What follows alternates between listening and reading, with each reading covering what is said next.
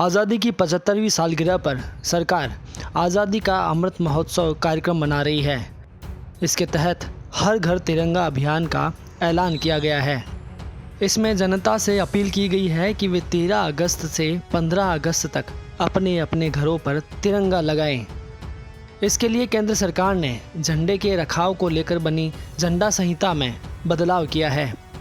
राष्ट्रध्वज के सम्मान और इसकी मर्यादा बनाए रखने के लिए कुछ विशेष नियम हैं जिनका पालन करना बेहद ज़रूरी है।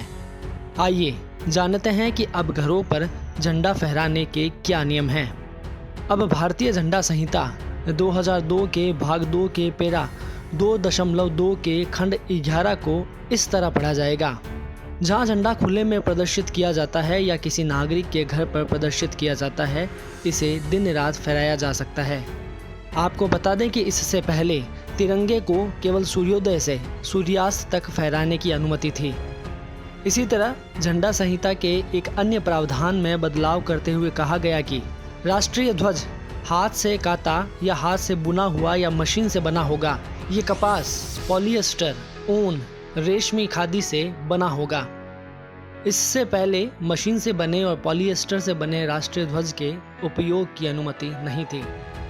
2002 से पहले आम लोगों को सिर्फ स्वतंत्रता दिवस और गणतंत्र दिवस पर तिरंगा फहराने की छूट थी।